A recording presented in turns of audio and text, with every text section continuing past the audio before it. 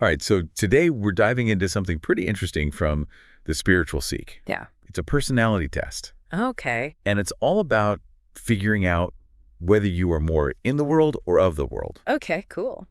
So I know we both are familiar with the spiritual seek, Yes. and they're all about, kind of these thought-provoking questions Mm. and really getting to the core of how we view ourselves and our place in the universe. Right. And this test is no exception.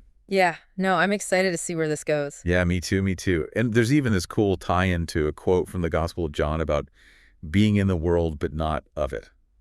So that adds another layer of intrigue here. Interesting. Yeah. So buckle up because we've got 6 statements to unpack, and each one is like a little philosophical puzzle. Ooh, I like a good puzzle. Me too, me too. Yep. And these are definitely designed to make us think. All right, well, let's see what they've got for us. Okay, so statement number 1, this is a strong one. Right out of the gate, death is simply the end of everything. Wow. That's pretty blunt. It is, Yeah. right? It is. There's no sugarcoating there. No subtlety whatsoever. But it does say a lot right off the bat. You know, this person is coming from a very materialistic worldview. Right. It's all about the physical, the tangible, no soul, no afterlife. Just oblivion. Yeah, when it's over, it's over. Lights out the end. Exactly. And that perspective, I mean, as stark as it is, has some pretty interesting implications. Oh, absolutely. Mm-hmm. I mean, think about it. If you truly believe that death is the absolute end, doesn't that change how you approach life? Yeah. Does it make you more reckless or more cautious? I mean, It could go either way, right? yeah. On one hand, you could say, well, nothing matters, so why bother with anything? Right. Just indulge in every fleeting pleasure. Yeah, exactly. Live for the moment because it's all we've got. YOLO, as the kids say. Uh-huh. Exactly. But then on the other hand, you could argue that this very belief could actually be liberating. Oh, how so? Well, if there's no ultimate consequence, if there's no judgment waiting for us on the other side, maybe it frees us to live more boldly, to pursue our true desires without the constraints of morality or societal expectations. That's a fascinating point. It's like a double-edged sword. Right. Nihilism on one side and radical freedom on the other. Yeah, the spiritual seek definitely knows how to provoke some serious thought. They do. They do. All right. What's next? Okay, statement number 2.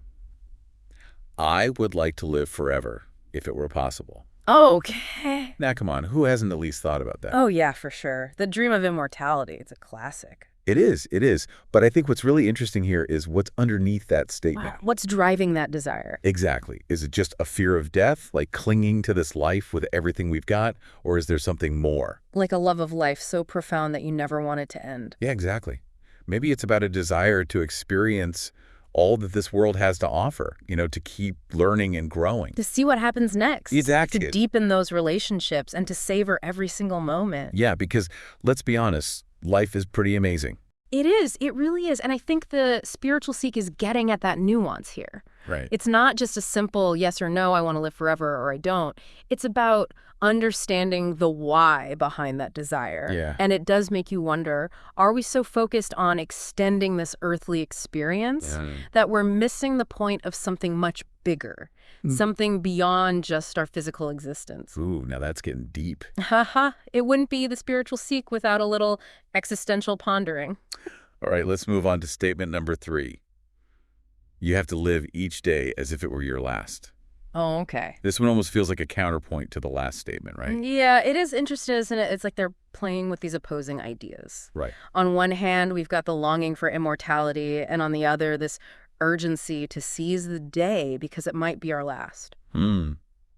Yeah, and while it sounds motivating, carpe diem and all that, Right. there's a subtle undercurrent here that I think we need to unpack. Okay. It's almost like this statement is suggesting that the value of life is purely in the quantity of experiences. Like, it's all about checking things off a bucket list. Yeah, exactly. Yeah. Just racking up as many experiences as possible before the clock runs out. But is that really all there is to it? Right? Like we could be living each day to the fullest in that sense. But if our focus is purely on the external, Right, on those fleeting pleasures? are we actually growing? Are we evolving as human beings? That's the question, isn't it? The spiritual seek is pushing us to consider Yeah. that maybe true fulfillment isn't about how much we do, but about the depth of understanding and connection we cultivate within each experience. Okay, now we're getting to the heart of it. Right, because it's not just about doing, it's about being. Okay, so let's shift gears a bit with statement number 4. I feel comfortable in society, although it is not perfect. Okay, so this one's a little different. It is, right. It's not about our personal mortality anymore. No, it seems to be more about our relationship with the world around us. It's about fitting in, about accepting the status quo. Even with its flaws. Yeah, it's like the go-with-the-flow approach to life. Right, not rocking the boat, just finding your place within the existing structures. And there's a certain appeal to that, right? That sense of belonging, that comfort in knowing where you stand. Yeah, absolutely. But here's the thing. The spiritual seek is asking us to consider the cost of that comfort. What do you mean? Well, does this acceptance come at the expense of personal growth? Oh. Are we sacrificing our individuality and our unique potential just to fit in?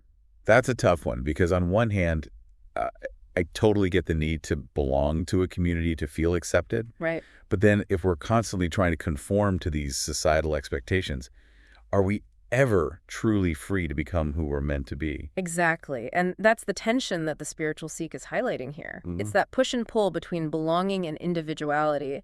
And it's suggesting that maybe true comfort doesn't come from blindly accepting things as they are. But from finding the courage to question, to challenge, to carve our own path. Exactly. It's about embracing that unique spark within each of us. Okay, ready for statement number 5. Hit me with it. Religion is useless now that science explains everything. Ooh.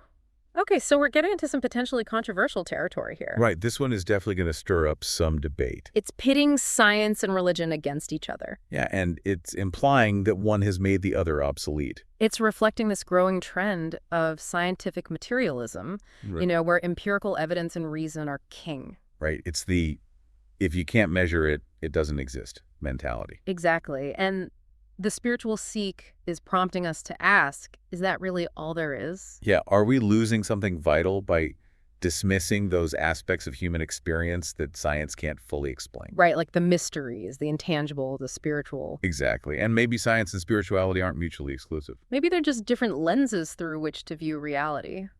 That's a really interesting way to put it. It's about acknowledging that there are multiple ways of knowing and understanding the world.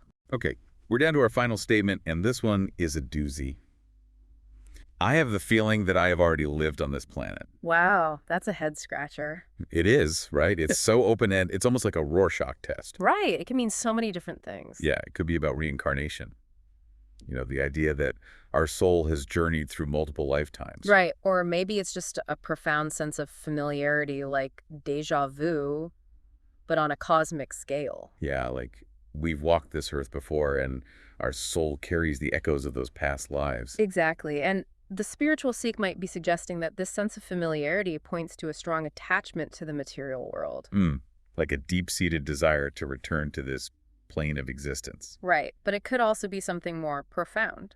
What do you mean? Well, maybe it's a recognition of our interconnectedness with all beings throughout time and space. Wow. Okay, that's a lot to process. Haha. Eh. I told you the statements were designed to make us think. Okay, so we've dissected all 6 statements, and my mind is officially blown. We've explored materialism and spirituality, conformity and individuality, the lure of immortality, and the call to seize the day. It's been quite the ride. It has, but now the big question is, what does it all mean? Right. How do these seemingly simple statements actually reflect whether we're more in the world or of the world? And that's what we'll uncover in part 2 of our deep dive. Stay tuned, folks. It's about to get even more interesting. Welcome back. We're diving even deeper now into the spiritual seeks in the world versus of the world personality test. It's fascinating how much those 6 statements have really gotten us thinking. Oh, yeah, for sure. They're deceptively simple, Right. but they're packed with so many layers of meaning. Exactly. So now it's time to unpack what these statements actually reveal about us, about whether we're more in the world or of it. Yes, exactly. I think to really understand this whole in versus of concept, Yeah. we need to move beyond just analyzing the statements themselves and see how this dynamic actually plays out in real life. Okay, so it's not just a theoretical exercise. It's about how these different orientations shape our choices, our relationships, our experiences. I mean, think about it. Someone who's deeply in the world, they're likely driven by those external markers of success, Right, like the corner office, the fancy car, the big house. Yeah, exactly. Their goals revolve around climbing that corporate ladder, accumulating wealth, achieving social recognition. So their sense of self-worth is really tied to those external achievements. Yeah, it's like their identity is built on this foundation of validation from the outside world. And that could be a recipe for a lot of stress and anxiety. Oh, absolutely. It creates this constant striving, this never-ending pursuit of the next milestone. Always chasing the horizon, never quite reaching that point of contentment. Right. And then on the other hand, you have someone who's more of the world, Mm-hmm. and they might not be as motivated by those external markers of success. Their values might be rooted in something deeper, something more intrinsic. Yeah, like what kind of things? Well, they might prioritize creative expression or spiritual growth or service to others. So they find fulfillment in connecting with nature, pursuing their passions, making a positive impact on the world. Exactly. And that doesn't mean they're not ambitious or successful. Right. It's just that their definition of success might look a little different from what society typically dictates. So it's not about judging one orientation as better than the other. No, not at all. It's about recognizing that these are two different paths, each with its own unique set of strengths and challenges. Precisely. And understanding those differences can be incredibly valuable, especially when it comes to relationships. Oh yeah, how so? Well, imagine someone who's very in the world partnering with someone who's more of the world. They might clash over things like Mon ami. money, how they spend their time, Yeah. what they prioritize, how they define success. Oh yeah. I can see how those conflicting values could create some serious friction. It's like they're speaking different languages. But couldn't those differences also be a source of growth? Oh, absolutely. For both people. Yeah.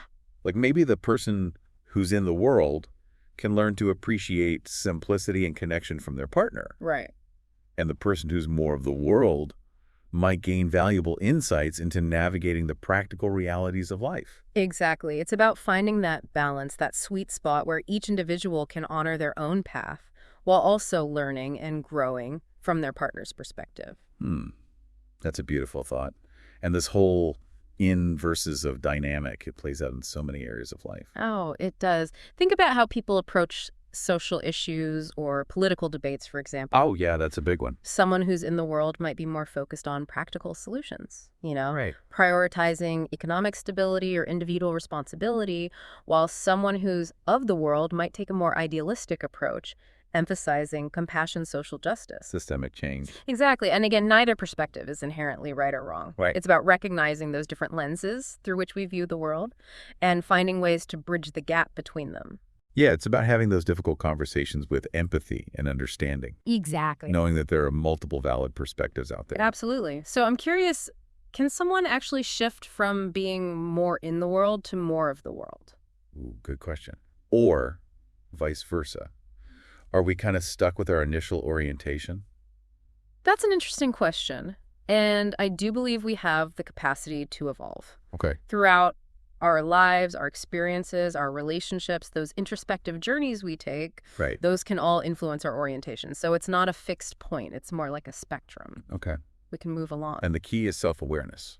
Yes, exactly. By recognizing where we are on that spectrum, we can make more conscious choices about how we engage with the world. Yeah, like maybe we realize we've become too consumed with material success and we want to cultivate more inner peace. Right. Or perhaps we're feeling disconnected from our communities. Yeah. And we want to find ways to contribute and make a meaningful impact. So it's about constantly recalibrating our compass, adjusting our course as we gain new insights and experiences. I love that analogy. It's about finding that harmony between our inner and outer worlds. So we've talked about how this in versus of the world dynamic can shape our values, our relationships, how we approach social issues. Yes. But I'm really curious now about the practical applications of these insights. Okay. How can we actually use this knowledge to create more fulfilling and meaningful lives? That's a great question, and that's exactly what we'll explore in our final segment. We'll delve into some specific strategies and practices that can help us align our actions with our deepest values, no matter where we fall on that in versus of spectrum.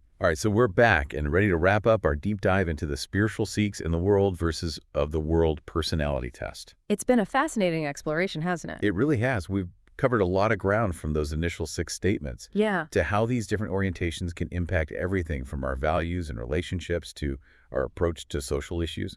It's amazing how much these seemingly simple statements can reveal about us. It is, but now it's time to bring it all home. Right. What does this all mean for you, the listener? Exactly, because it's one thing to intellectually grasp these concepts, Right. but it's another thing entirely to actually integrate them into our lives. Absolutely. So where do we even begin? Well, I think the first step is recognizing that there's no right or wrong answer here. It's not about striving to be more of the world or forcing ourselves to be more in it.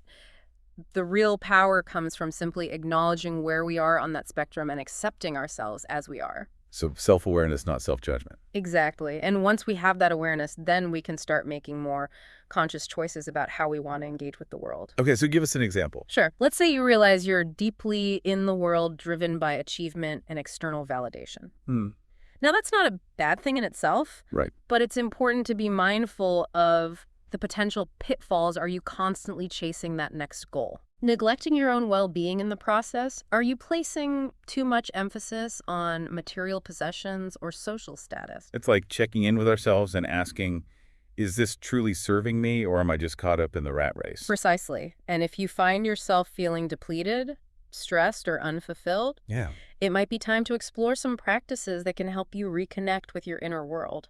Like what kind of practices?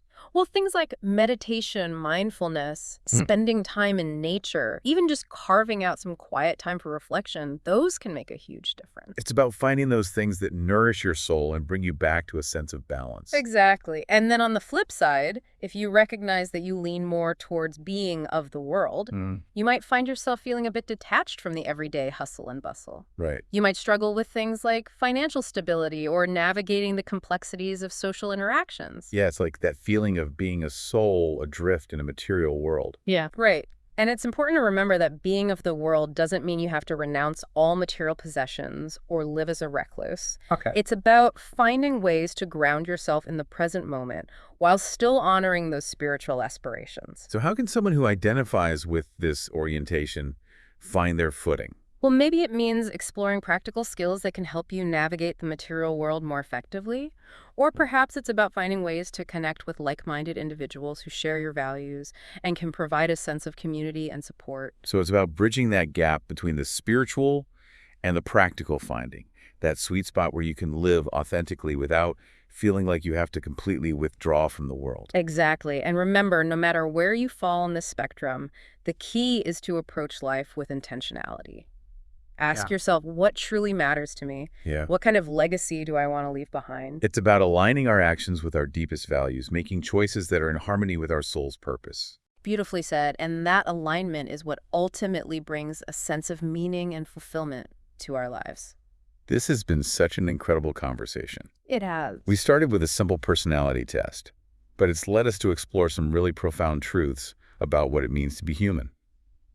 And as we wrap up this deep dive, Yeah. we encourage you to continue pondering these questions, reflect on the statements that resonated most deeply with you, explore the practices that can help you cultivate greater self-awareness, and live more authentically. And remember, this journey of self-discovery is ongoing. Yes, there's always more to learn, more to explore, more to become. Exactly. Thank you for joining us on this deep dive into the Spiritual Seek's thought-provoking personality test. We hope you've gained some valuable insights and feel inspired to continue exploring your own unique path in this grand adventure we call life.